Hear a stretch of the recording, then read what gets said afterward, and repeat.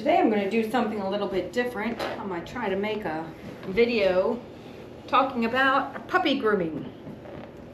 I've never done this before, so I have my notes here. Okay, so the first thing is how to prepare your puppy for professional grooming. Okay, so I've been grooming over 32 years, and I don't consider myself an expert. I just don't. I started working at PetSmart about 32 years ago, and for about a year I was a dog bather. I just washed the dogs and I cut their nails. And then I went to a PetSmart apprenticeship program where I went to grooming school. But honestly, they didn't teach me anything, and they stuck me in the break room and ignored me, and they gave me a book. And I think I learned how to groom a poodle while I was there. I can't remember, it was so long ago. I want to say it was about 3 weeks long.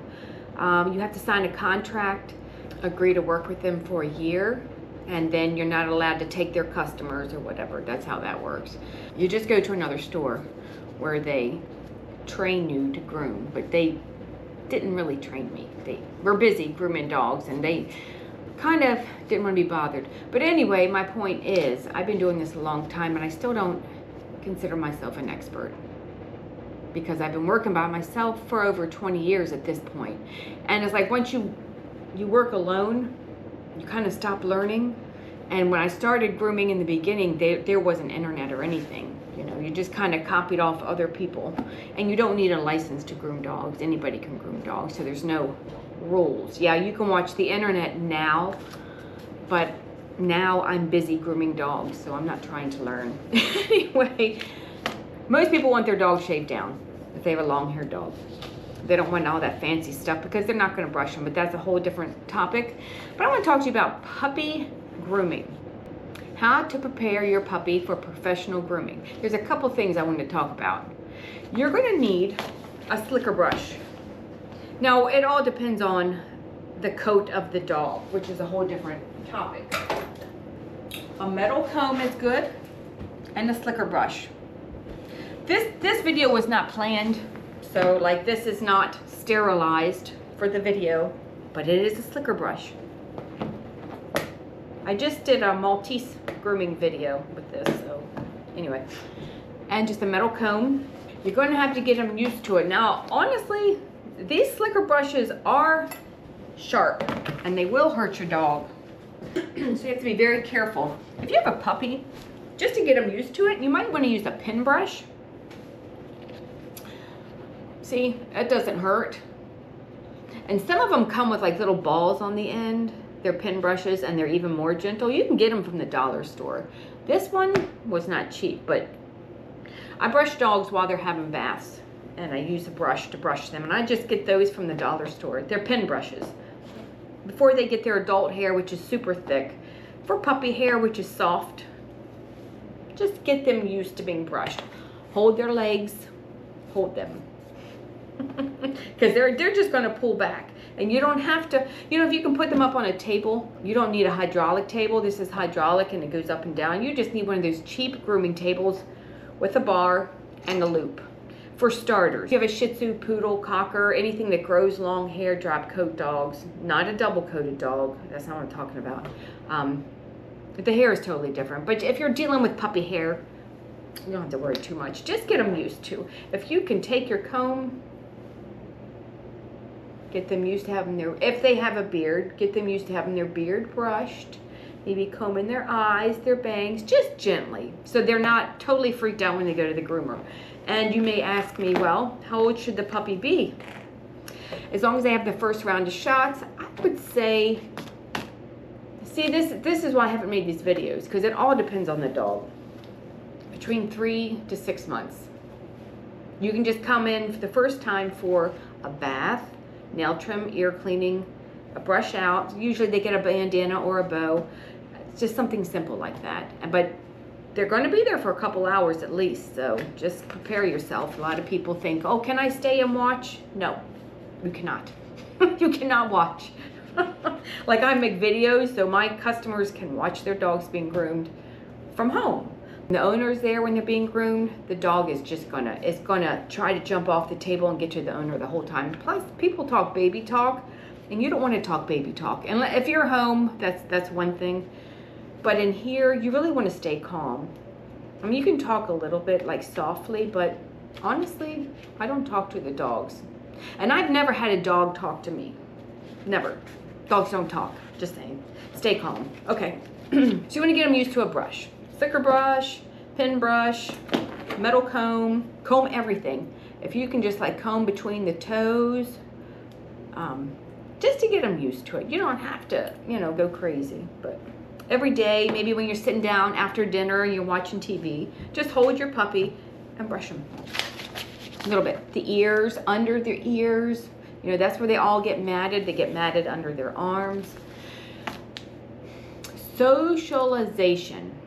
You may be getting your puppy groomed at PetSmart or Petco so they can go shopping while they're there, but try to get them out around other dogs. Not playing with other dogs necessarily, just to see them. Take them for little walks around the neighborhood. Maybe if you have kids, grandkids, let them play with the puppies. Most puppies are friendly. Older dogs, especially senior dogs, don't like kids. But get them around people, get them used to being touched, you know. Some dogs stay in crates. They're thrown out in the yard, or they're stuck in a crate, or they're stuck in a bathroom. That's awful. And they're just locked up and they're not used to anything. The more experiences they have, the better. Plus, your dog's personality can be genetic too. My Basset Hounds I have are so friendly. They like everybody. But my Shih Tzus I used to have, they used to fight. They hated strangers, and it was bad.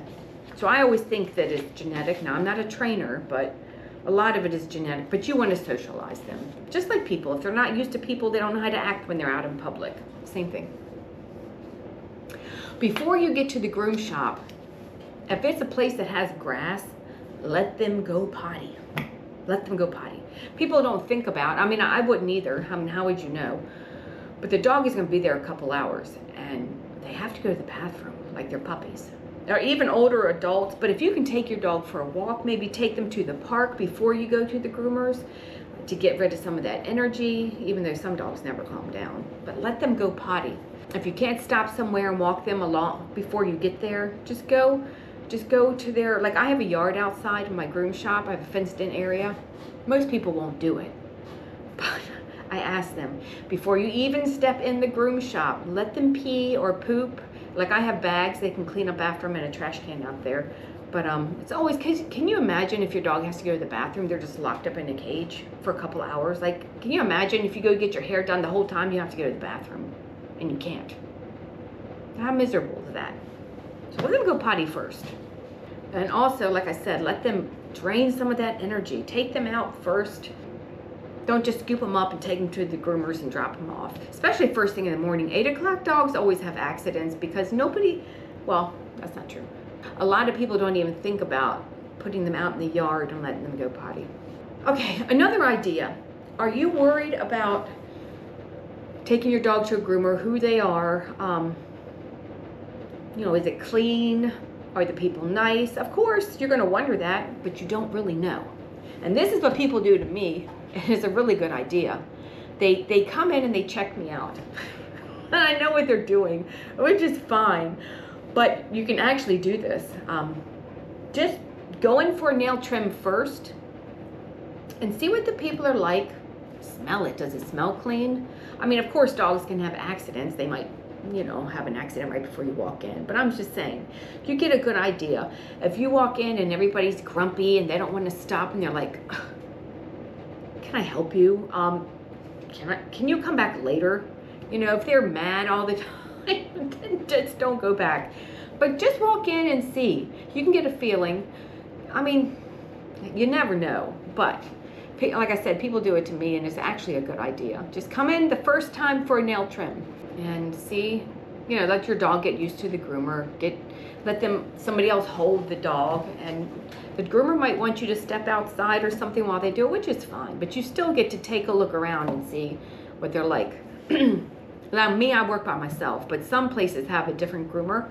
And if you find a groomer you like, you can request the same groomer, just like your hairstylist. You know, unless you're not picky, you can just, you know, who cares, whatever. Anybody can. Crate training is a good idea.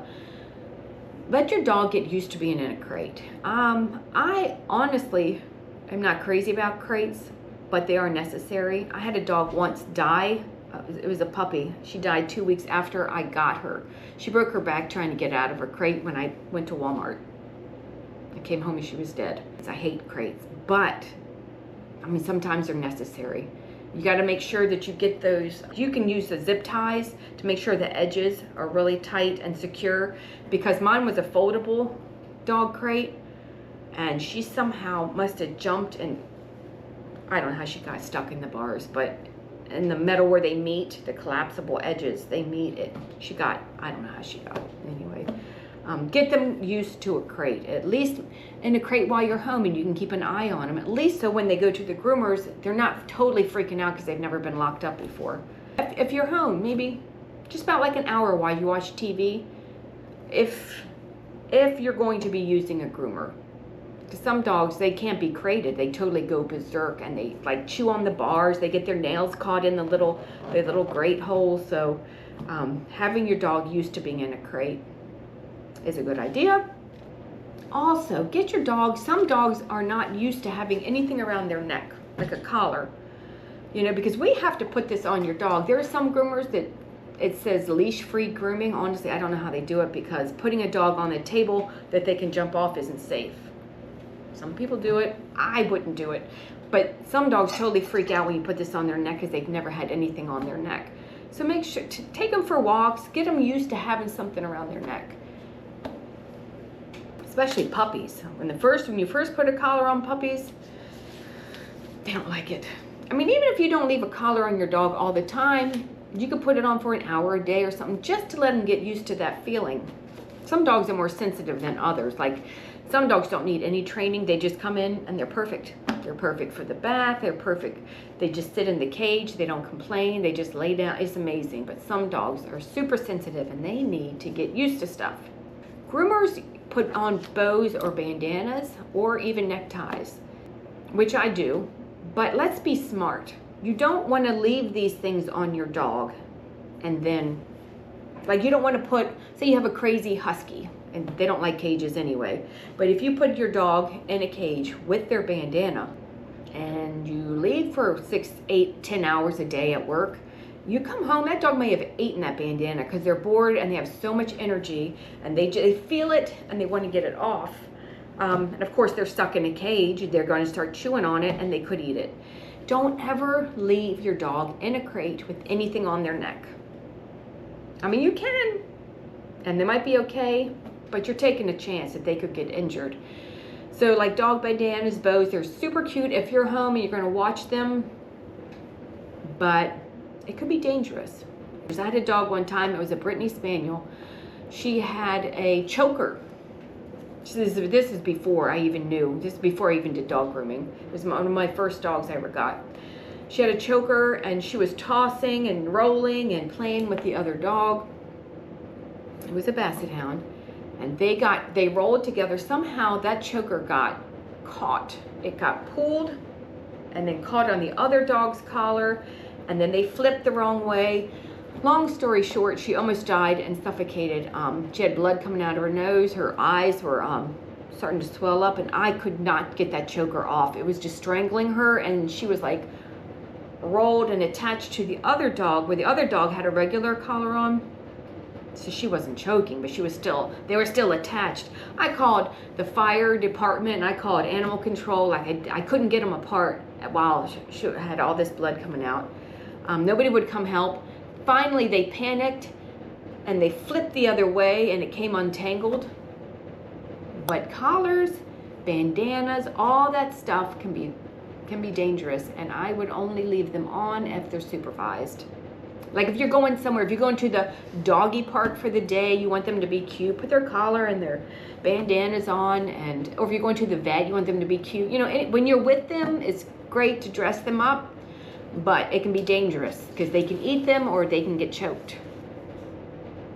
And actually, that's just a couple tips, puppy tips I have. Let me know if you have any dog grooming questions. Like I said, I'm not an expert. But I've been doing this a long time, and at one point I had 15 dogs. So I know a little bit about dogs. And I had 6 Shih Tzus at the same time. Well, one was a Shih Tzu Maltese, and I still have him. He's almost 18. I've had a lot of dogs that need to be groomed. I don't do show dogs, and I don't do hand stripping and all that fancy. You won't see that fancy stuff here. But you'll see fancy dog neckwear because I make it, and it's super cute, and especially for pictures. And it always makes your grooming look better after you dress them up. So if you have any questions, leave them in the comments section, and I will make more videos. I will make more videos like this, just answering questions. Thanks for watching.